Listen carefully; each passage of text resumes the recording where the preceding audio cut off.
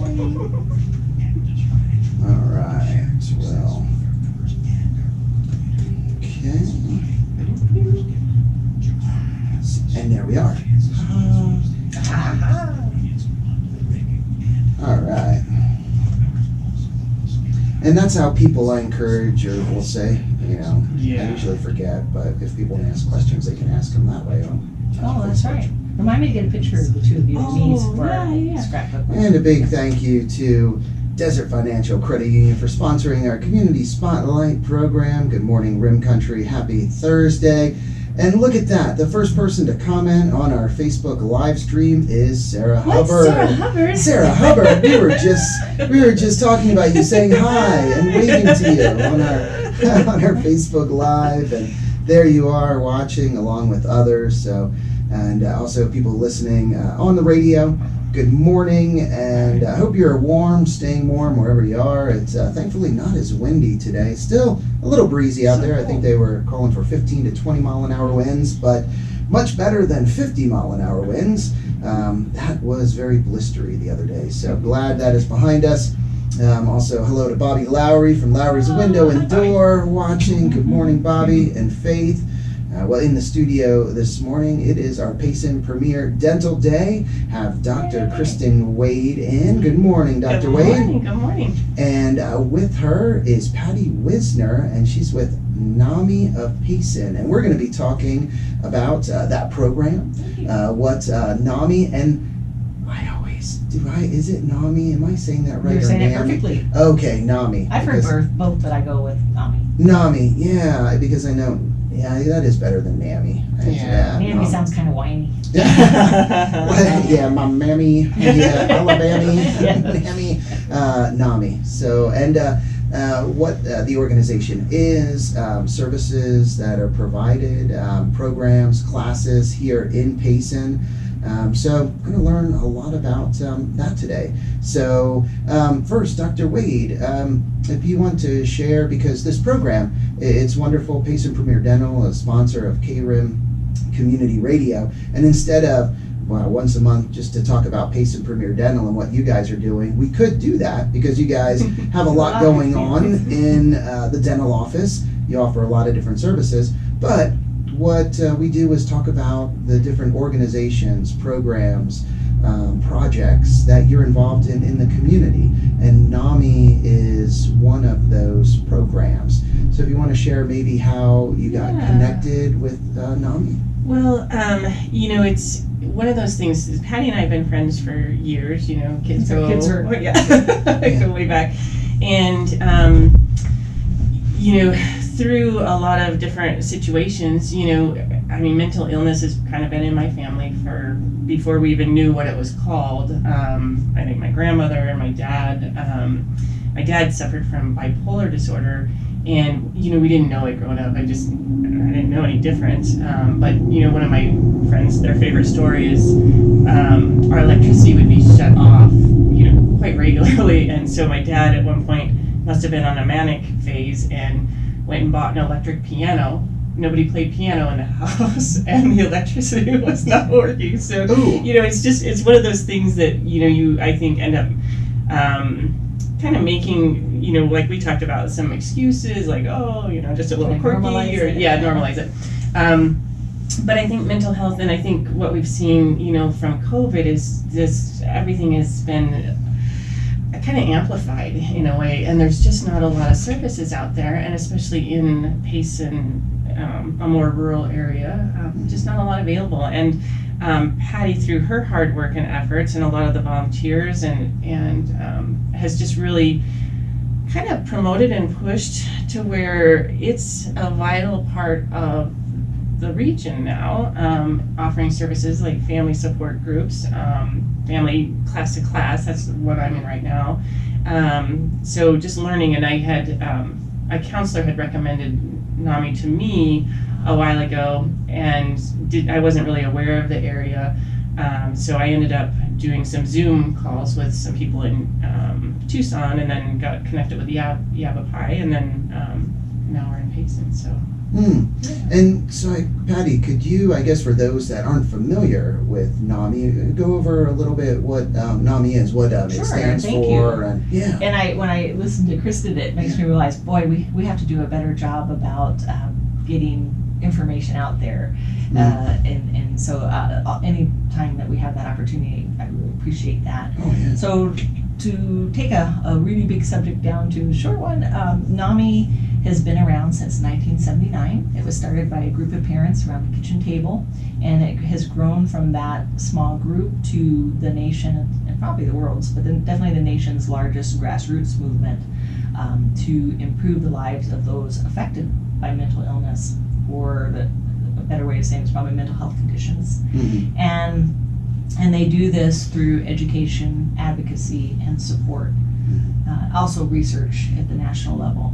So grassroots means that it's basically the communities are the grassroots, the members make NAMI happen. And so in Payson, we've been around, just to give you a quick, I got involved with NAMI after I had a loved one have a very severe mental health crisis in the latter part of 2013. And somewhere along that line, somebody told me you should take NAMI's Family to Family class, or maybe I read it. Honestly, I don't remember. But I'd never heard of NAMI, and I looked it up online, and I found the closest class was in Scottsdale at a big church on Hayden Road. So I started to attend that class, which at the time was a 12-week class, in early 2014. And about the third or fourth class, I started bugging the instructor saying, how do we get this in RIM country? We really need this, because not only was it the academic side of mental illness, where you're learning about the different mental health disorders, but it also was that connection to other people who either were going through or had gone through some of the very life-altering situations that I had. And so that connection really saved me at a time that was very difficult. So from there, I found another person who was willing to get the certification for the Family to Family class, and so we brought that class up here in 2014. So now, fast forward to today, we actually are still rebuilding a bit after COVID, but we offer the Family to Family class, which is for family members of loved ones that have mental illness. We offer family support group. And then we also have, coming right after Family to Family class, is peer-to-peer, which is for people with mental health conditions. And then twice a month we have peer support group, and then twice a month we have family support group. So we do have a Facebook page, and I would encourage everyone to get that information, to like our page, but also to get those updates, because we do put our program information there. And I'm also happy to add you to our mailing list, so you get a lot more information about what we're doing. Now, NAMI doesn't replace professional services. We enhance and provide support. So that we're not professionals in the field. Some of us may be, but as far as getting certified for a NAMI program, we do go through very specific training to become certified. And so we are part of the support in a community for people that are affected by mental illness, which is pretty much family members, people that have mental health conditions, and pretty much everyone in the community. Because if you look at a lot of our community's greatest social challenges, family dysfunction, loss of potential, incarceration, substance use, alcoholism, homelessness, the list goes on. Often they have a direct connection to mental illness. So anybody that says, oh, well, I'm not affected by that, they are gravely mistaken. And I absolutely believe that if we as community members can learn to be there for our fellow community members when they need us, to help connect them to the supports they need to hopefully avert a crisis, to get downstream or upstream of that crisis, then we're going to make our community healthier. And so that's kind of it in a nutshell. Well, and the word that kind of sticks in my mind from everything you shared, support. Support for people with a mental illness, or family members that have someone in their family with a mental illness. And it is something that the treatment, it's completely different than like physical illnesses or a physical situation, a broken bone, you can't see it, a cavity or a broken tooth, or when it's physical, we're used to going to a doctor, whether it's a dentist or a doctor, a specialist, to get it looked at, because here's this thing you can see that's been identified that you need to get treated. Mm-hmm. But with mental illness, they're really, like, it seems like it hasn't been set up, or there hasn't been some of those processes set up or established. They're starting to, and also how it's, I guess, easier, because if we can see it, it's easier to understand, or to say, oh yeah, of course, here's the problem. But if you can't see it, and we think that there's you're right, and there's, I would call it a stigma bias, that hey, if it's in this gray matter, you should be able to just manage it on your own. And I don't understand that, but yet it's very real. Where, as you said, if it's a physical condition, even the one that we can't see, if you said, hey, Kristen, I have this terrible pain in my side, and I've been running some fevers, and boy, if I lift my hands, I almost want to pass out.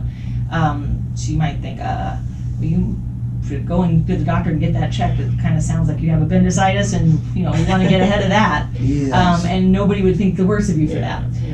But with mental illness, it's, you can have somebody tell you some very grave concerns that are going on, and you think, well, you should, I think you should go see somebody about that. Oh no, I'll talk to you. I feel better.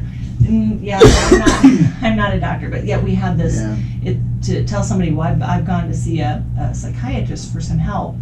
Boy, we worry about what people think about that, and that's a big part of the problem, is that the stigma about seeking help, or even talking to somebody about what's going on, often prevents that person from getting the services they need to get help early on, before it becomes a real big problem. And something I think that I've realized over the years is, we look at a physical situation or a problem with us physically, and it can keep us from being able to do something. It can be crippling. But with mental illness, it can be just as crippling, or even more so, with depression or different issues, where anxiety, to where people just cannot function, cannot do something, cannot function, job, or in their homes, or in relationships, or whatever it is. And so it really isn't any different than if it was physical. I mean, the result is still the same, and you still need help. You need a treatment, and there's a treatment for that, just like if it was something physical.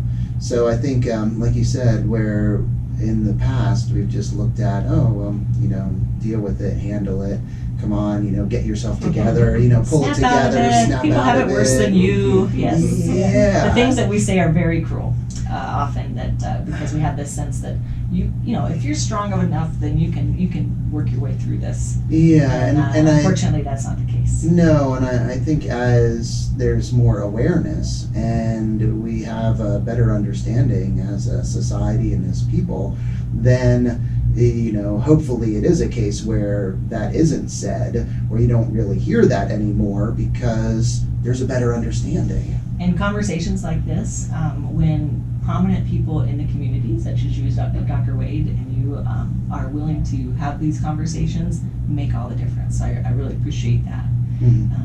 I can tell you that it's going to be 10 years next year that I've been involved with NAMI, and it's been nice to see more people willing to have conversations instead of, let's quickly change the subject. Because I do think that is really key, is just realizing, hey, we all have mental health just like we all have physical health. And sometimes we're going to falter. whether it's the loss of a family member, it's you're in an incredibly stressful event. And that's why we want to say, the person for our support groups and for the classes, if you're struggling and you don't have a diagnosed condition, but maybe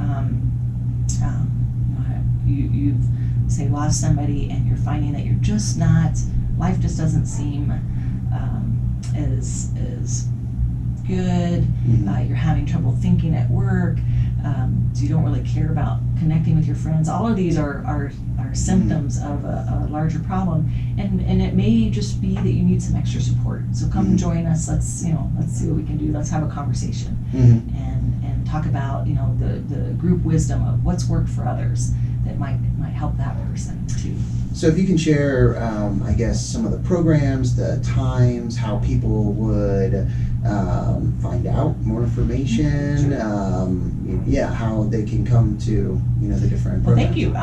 First of all, a shameless plug is we really need somebody who can volunteer to help us with our website. We have a really fancy website with lots of bells and whistles, so that as we grow, we can do lots of things. But we don't have a person we're just sort of limping along with it. So if there's somebody out in the community that's your bag, we'd sure love to have that person volunteer, and that will help us, because we do have some stuff on our website, but most of our information is through email and Facebook at this time. So, but that said, we also have, right now we are running our NAMI Family to Family class, so it's already in progress or in session. So that is closed, but we will be offering it at least once a year, maybe twice a year. And then right after Family to Family class, we're going to start peer-to-peer. I want to say it's April 4th, but anybody that's interested, I'll give the contact information. You can call or email NAMI Payson, and we'll get you all the details. The classes, one great thing, well, there are many great things about NAMI, but something I absolutely love is that all of our programs are free to the participants. Now, what I've learned is free programs are expensive. And so we are 100% volunteer. All of our programs are free, but we still have to send our members to training to get certified. So there are things that that cost, plus the program materials that we give out to the individuals.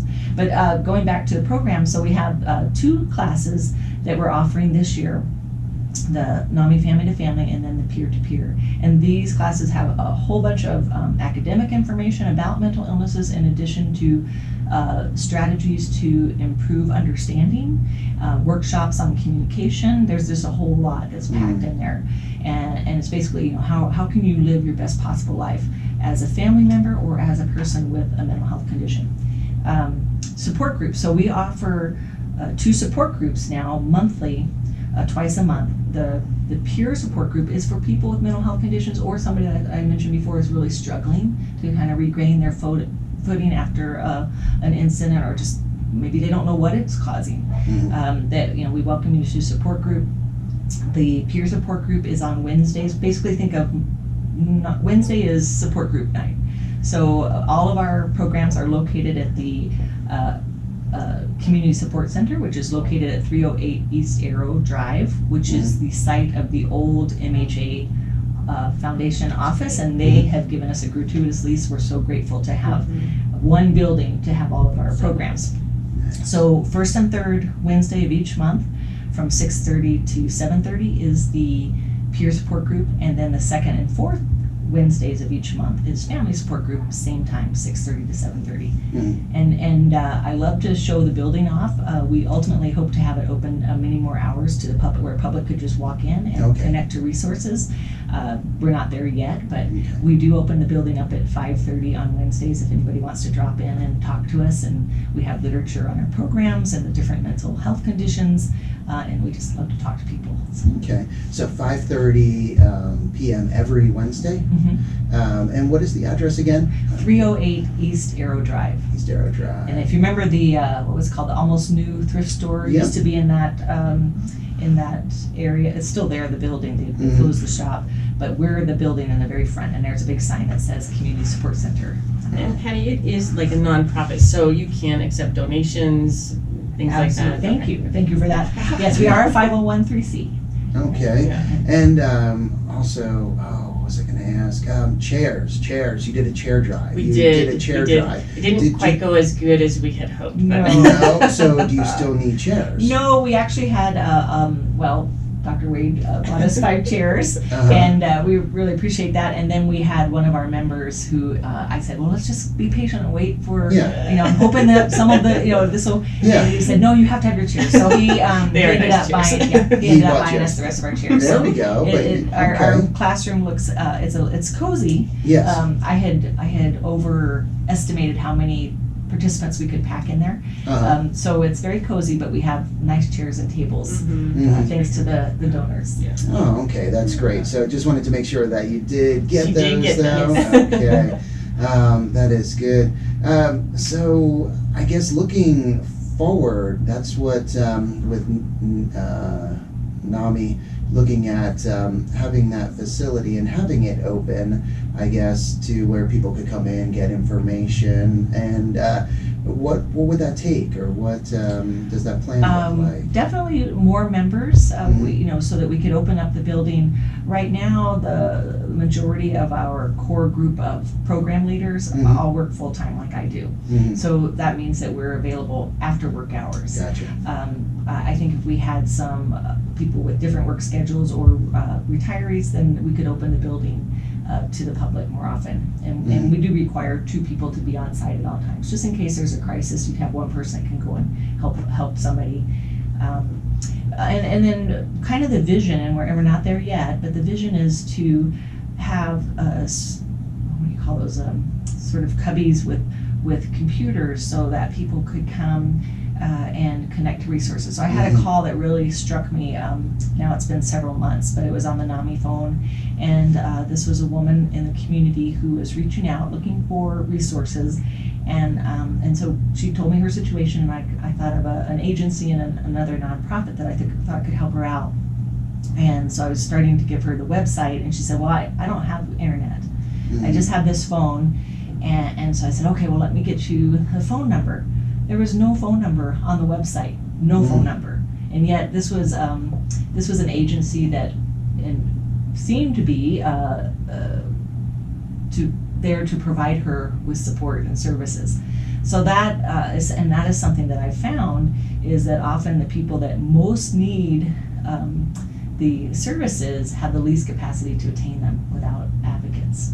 So we would like that ability. Had we been open and running, we could have said, hey, come on in and we're gonna, or maybe work with somebody to get her transportation to the support center and help her get connected to that agency online. But we're not there yet, but that is kind of our vision, to ultimately have this support center. To get to that place. Right now, we're just offering our programs there, Which is a lot, though, because so the family classes, when I was trying to take them even online, they weren't offering them online, and I would have had to go to Yavapai, I think, every Saturday for like 8 weeks. So yeah, so this is a great resource here in town. So having them here, having a NAMI here, that is great.